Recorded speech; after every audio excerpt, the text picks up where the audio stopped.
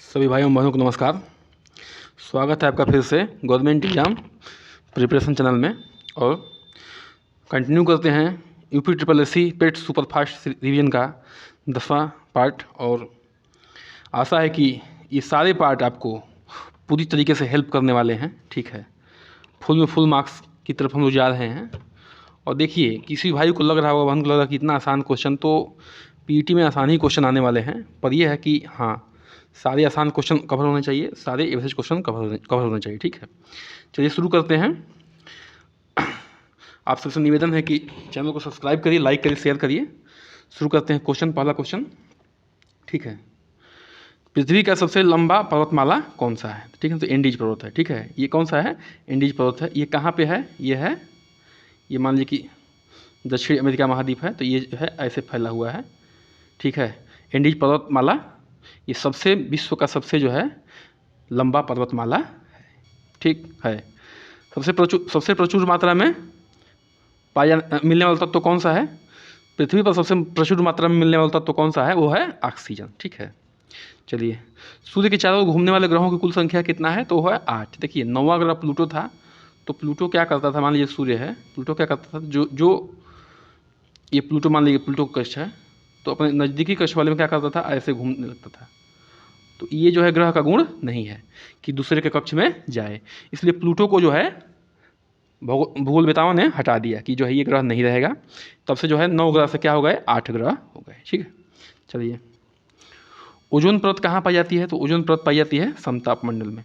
Ozone परत क्या करता है? यूवी रेज को रोकता है, एक छन्नी का काम करता है, और हमारे शरीर को, त्वचा को कैंसर होने से बचाता है। ठीक है, चलिए, वायु में ऑक्सीजन के प्रतिशत लाभ लगभग कितना है?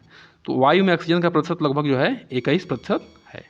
चलिए, अगला प्रश्न है, किस धातुओं का राजा किस धातु को कहा जाता है?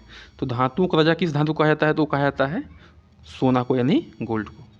ठीक है, देखिए, कोई भी गवर्नमेंट जो है हीरा को रिजर्व के रूप में नहीं रखती है, क्योंकि हीरा को है जो है आर्टिफिशियल तरीके से बनाया जा सकता है, लेकिन सोने को नहीं बनाया जा सकता। तो सोने को ही धातुओं का राजा कहते हैं, ध्यान रखिएगा। चलिए, पृथ्वी दिवस कब मनाया जाता है? तो पृथ्वी दिवस मनाया जाता है 22 अप्रैल को। बहुत ही फेमस क्वेश्चन आता है। कौन सा महाद्वीप पृथ्वी के उत्तरी, दक्षिणी और पूर्वी पश्चिमी गोलार्ध में स्थित है? ठीक है, कौन सा महाद्वीप पृथ्वी के उत्तरी, दक्षिणी, देखिए मैप से क्लियर हो जाएगा, उत्तरी, दक्षिणी और पूर्वी पश्चिमी गोलार्ध में स्थित है। ठीक है ना, तो ये पृथ्वी है। ठीक है, याद कर लीजिए, ये उत्तरी और दक्षिणी में भी है। ठीक ना, उत्तरी, दक्षिणी और पूर्वी पश्चिमी दोनों गोलार्ध में, शायद में थोड़ा थोड़ा स्थित है। ये कौन सा है? अफ्रीका महाद्वीप है। ठीक है, कौन सा महाद्वीप है?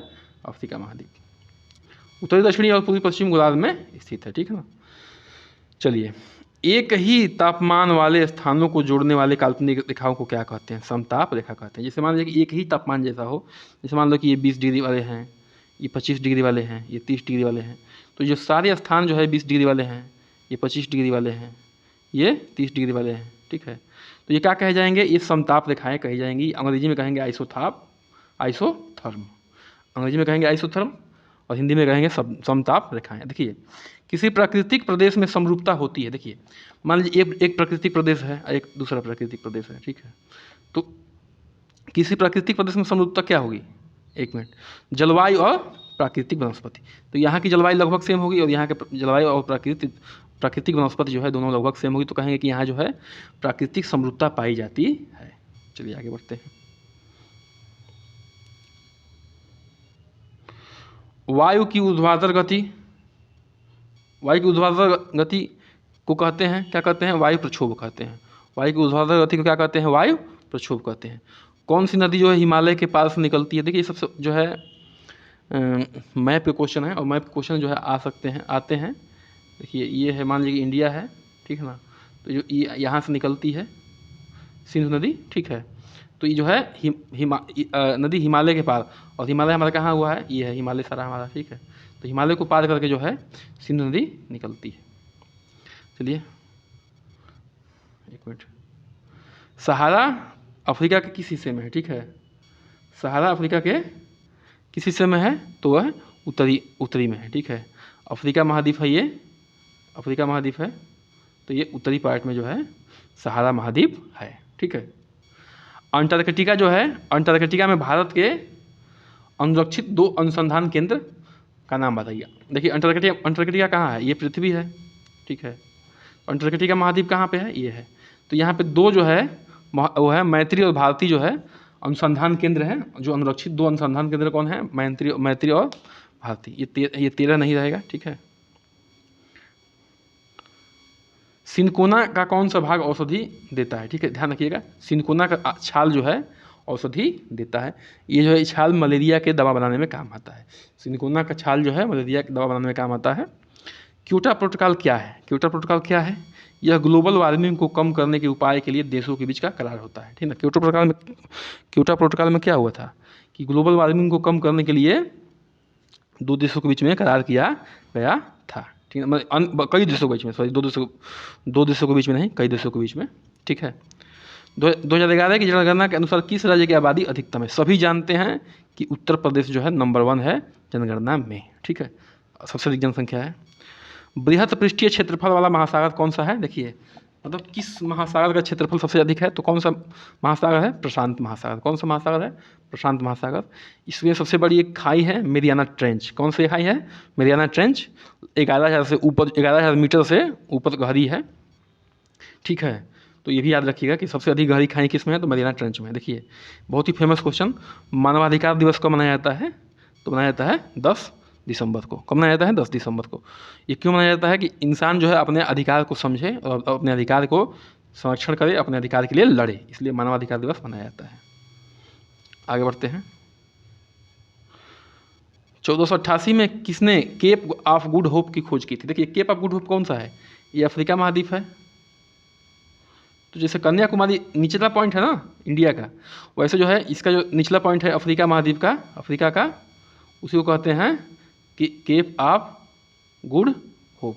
उसकी खोज किए थे बार्थोलोम्यू डायस। कौन खोज किए थे, बार्थोलोम्यू डायस किए थे, ठीक है। अच्छा चलिए अगला प्रश्न है, अक्टूबर की गर्मी का प्रमुख कारण क्या है।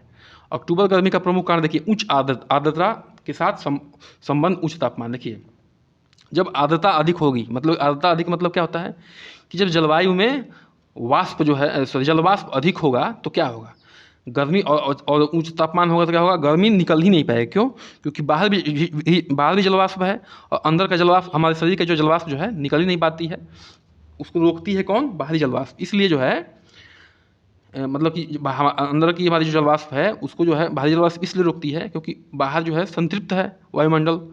जब संतृप्त है तो क्या होता है, बहुत ही धीमे गति से हमारे शरीर से हमारे पसीने का वाष्पीकरण होता है, इसलिए बहुत ज़्यादा गर्मी लगती है, ठीक है। चलिए समोच्च रेखा समान के स्थानों को जोड़ने वाली काल्पनिक रेखा है। समोच्च रेखा क्या है, समान ऊंचाई वाली। मान लीजिए कि ये सब 25, मान लीजिए कि ये जो है 4 किलोमीटर ऊंची सारी हैं, तो इनको जोड़ने वाली जो भी रेखा बनेगी क्या हो जाएगी, ठीक है ना, समोच्च रेखा कहलाएगी, समान ऊंचाई वाली, ठीक है ना। तो आगे बढ़ते हैं। देखिए सिस्मोग्राफी किसका विज्ञान है, तो सिस्मोग्राफी किसका विज्ञान है, भूकंप का विज्ञान है, ठीक है ना। इसमें भूकंप के बारे में पढ़ा जाता है। अब चलिए देखिए इसको नापते कैसे भूकंप को, किस स्केल पे, तो रिक्टर स्केल पे। किस स्केल पे नापते हैं, रिक्टर स्केल पे नापते हैं। चलिए अगले क्वेश्चन पे आते हैं। केप ऑफ गुड होप के रास्ते भारत तक रास्ते में समुद्री रास्ते की खोज किसने की थी। देखिए वास्को डी गामा साहब थे, पुर्तगाल के थे, 1498 में भारत आए थे केप ऑफ गुड होप के जरिए। तुर्की लोगों ने क्या किया था, इनका रास्ता जो है जब शुरुआत में जब वो ज़मीन के माध्यम से जब व्यापार होता था तो इन लोगों के टर्की लोगों ने क्या किया, रोक दिया रास्ता। जब रास्ता रोक दिया तो इन लोगों को मजबूरी में रास्ता खोजना पड़ा। बहुत दिन तो खोजे, लेकिन जो है वास्को डी गामा जो है सक्सेस हुए इसमें।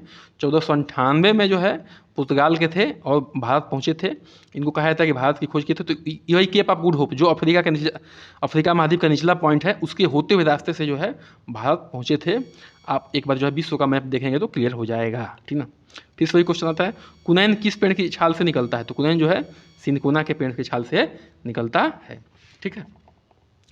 प्रथम भारतीय राज्य किसे बनाया गया? देखिए, प्रथम भाषीय राज्य, मतलब कि भाषा के आधार पर गठित होने वाला पहला राज्य कौन सा है? आंध्र प्रदेश। भाषा के आधार पर गठित होने वाला पहला राज्य कौन सा है? आंध्र प्रदेश। ठीक है, अगला क्वेश्चन है, भारत में प्रथम जैवमंडल रिजर्व की स्थापना कहाँ हुई थी? देखिए, प्रथम जैवमंडल की स्थापना कहाँ हुई थी? नीलगिरी पे, ठीक ना, नीलगिरी। ठीक है, नीलगिरी में हुई थी प्रथम जैवमंडल की स्थापना। नीलगिरी कहाँ पे है? देखिए, ये जहाँ पे ये दोनों जो है मिलती हैं, हमारी पश्चिमी तट की जो भी पहाड़ियाँ हैं, पूरी तट की पहाड़ियाँ जहाँ मिलती हैं, वहाँ क्या है? यही नीलगिरी है। तो इसी को जो है प्रथम जैवमंडल रिजर्व बनाया गया था। ठीक है, चलिए आगे बढ़ते हैं। जैव तंत्र की संख्या की दृष्टि से सर्वाधिक बहुतायत में कौन सा तत्व पाया जाता है? ठीक ना, तो जैव तंत्र में सबसे अधिक पाया जाता है, कौन सा पाया जाता है? हाइड्रोजन। क्यों? क्योंकि पानी बहुत है, इस वजह से। शिव समुद्र किस नदी द्वारा बनाया गया? शिव समुद्र क्या है? शिव समुद्र एक प्रकार का जलप्रपात है। क्या है? शिव समुद्र एक जलप्रपात है जो कावेरी नदी पर है। ठीक है, भारत में किस राज्य को ईश्वर का अपना देश कहा जाता है? ठीक ना, तो देखिए, ईश्वर को अपना देश कहते हैं केरल को। क्यों? क्योंकि केरल बहुत सुंदर प्रदेश है, इसलिए कहते हैं कि भारत में ईश्वर का अपना देश है, वो है केरल। ठीक है, विश्व में हीरा की आपूर्ति को कौन सा देश सर्वाधिक योगदान देता है? देखिए, हीरा की आपूर्ति को कौन देश पूरा करता है? वो है रसिया। ठीक है, चलिए, जिस स्थान पर भूकंप आता है उस स्थान को क्या कहते हैं? देखिए, ये मान लीजिए कि पृथ्वी है, इस स्थान पर भूकंप आई तो इसको कहेंगे केंद्र। क्या कहेंगे? केंद्र। और ठीक इसके ऊपर वाला ये पॉइंट, ठीक इसके ऊपर वाला पॉइंट को क्या कहेंगे? AP centre. क्या कहेंगे? AP centre. ऐसे भूकंप फैलता है, ठीक है ना, ऐसे चारों तरफ फैलता है। ठीक है, इधर तो कुछ होगा नहीं, क्योंकि पृथ्वी इधर बहुत बड़ी हो जाती है, मैग्मा रहता है। लेकिन जो ऊपर वाली जगह है वो क्या होता है, जितना जो है तगड़ा भूकंप रहेगा उतनी तगड़ी जो है हानि करेगा। ऊपर जो है चांस होता है कि इस पॉइंट से, एपी सेंटर से नज़दीक वाले पॉइंट पे ज़्यादा चांस होता है कि वहाँ पे झटका ज़्यादा लगेगा, क्योंकि सबसे नज़दीक वही पॉइंट होता है। ठीक है, चलिए आगे बढ़ते हैं। भारत में कौन सा राज्य महत्वपूर्ण ताम्र उत्पादक है? ताम्र मतलब कि तांबा। तांबा का महत्वपूर्ण उत्पादक कौन है? वो है राजस्थान। कहाँ से उत्पादन होता है? तो होता है खेतड़ी से। कहाँ से होता है? खेतड़ी से। ठीक है, विश्व वन्य जीव निधि का शिलान्यास किस वर्ष किया गया? तो विश्व वन्य जीव निधि का शिलान्यास किया गया 1961 में। विश्व वन्य जीव का निधि का शिलान्यास कब किया गया? 1961 में किया गया। चलिए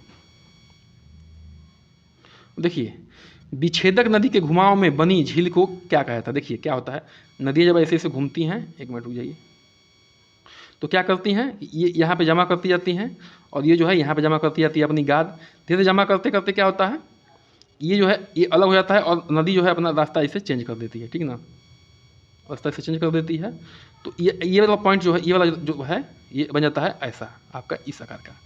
बो माने होता है धनुष आकार का। तो जो धनुष आकार का बन जाता है, इसको कहते हैं आक्सबो झील। एक तरह का झील बन जाता है। ठीक ना, ये पानी रहता है ना, बाकी नदी अपना रूट चेंज कर देती है, मतलब रास्ता चेंज कर देती है, तो इसको कहते हैं आक्सबो झील। ठीक है, क्या कहते हैं? आक्सबो झील। बलुई पत्थर किसके रूपांतरित हो जाता है? बलुई पत्थर किस में रूपांतरित हो जाता है? तो रूपांतरित हो जाता है कार्ट में। ठीक है, कार्ट्स।